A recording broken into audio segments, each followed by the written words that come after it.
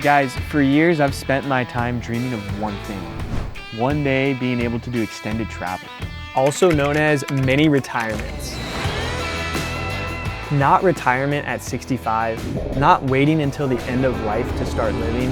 I wanted the freedom to step away every year, travel the world, and experience life while I was still young.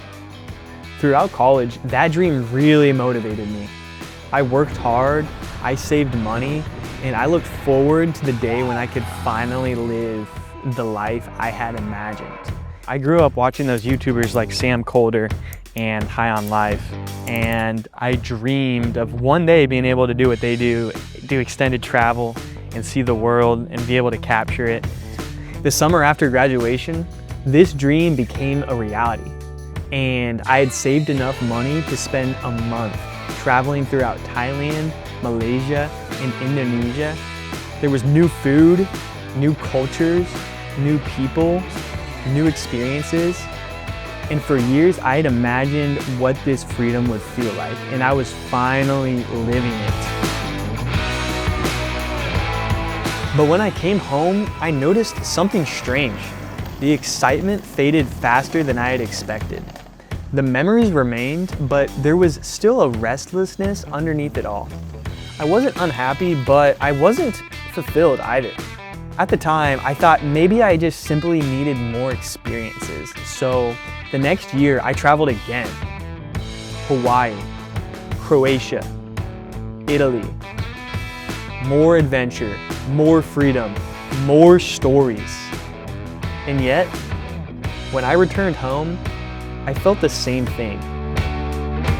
Something was missing. Looking back now, I think I know what it was. Both of those trips were centered completely around me. What did I want to see? What did I want to experience? What did I want to do? And while there's nothing wrong with adventure, I was slowly discovering that a life focused on yourself eventually becomes exhausting.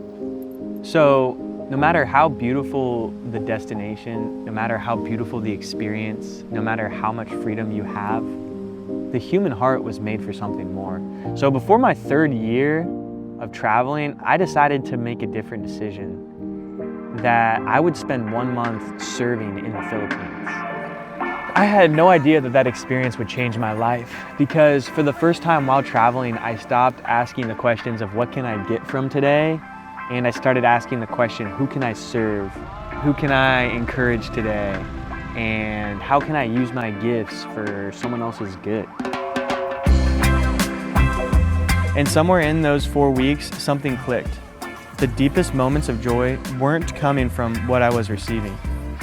They were coming from what I was giving. The deepest memories weren't the places. They were the people, the relationships, the conversations, the sacrifices. And for the first time, I started to understand the expression that it is through giving that we receive. The more I gave myself away, the more alive I became. And the less I focused on myself, the more joy I experienced. So the next year, I spent 3 months serving in Mexico and Peru, and this lesson only became clearer. It is also just practically way better because it makes the costs far more reasonable, and it gives you an infrastructure of people and culture that you get to experience at a pace that actually lets it change you. The first few times I traveled, I was spending half my time in airports and hotel lobbies, moving rooms every few days, and speed traveling, and it was honestly quite exhausting. So I've lived my whole life in Indiana, and while I love my cornfields and people back home, there is a beauty in travel that lets you break free from the echo chambers and the same modes of thinking and the same worldview that a lot of people hold being from the exact same area, right? It has been a joy to witness how people in these third world countries often have far greater joy than people in the States. They live more communally, they value family, they often compare themselves much less to people around them. Breaking out of these echo chambers have truly allowed me not to conform to this age, but to be transformed by the renewal of my mind. So while I was discovering that it was a better way to travel, I was also, more importantly, discovering something much deeper about how God designed the human person. Our culture tells us that happiness is found through self-fulfillment. Do what makes you happy. Do what you want. Find yourself. And the Christian worldview proposes something radically different. It says that the path to life is actually through self-gift, that the path to fulfillment is actually through emptying of yourself, that man cannot find themselves except through a sincere gift of self. And it says that to be willing to live, you must be willing to die. And that sounds completely backwards until you're actually able to discover it for yourself. So I've come to believe that one of the greatest questions we can ask ourselves is not, what do I want from this life, but rather, what am I willing to die for? Because everything good in life requires sacrifice. Friendships, marriage, family, mission. Love always costs something, but strangely those sacrifices are what make life beautiful. Because we were not made for a life of comfort, and truest happiness has come from sacrifice, not from experiencing like the really cool sights in these countries, but rather through emptying of myself. And I think it's through emptying yourself that man discovers what it truly means to live. At the same time, I've also learned another lesson, that as beautiful as travel is, as beautiful as mission is, as beautiful as relationships are, they can never fully satisfy the deepest longings of our heart, because there's only one person who can ultimately do that, and that person is God. So looking back, I am very grateful for all of the countries I've been in, and each one has taught me something different.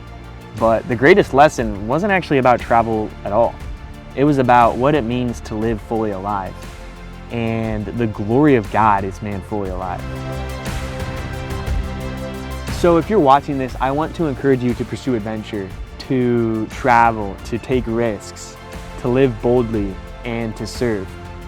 And ultimately live the adventure that God is calling you into.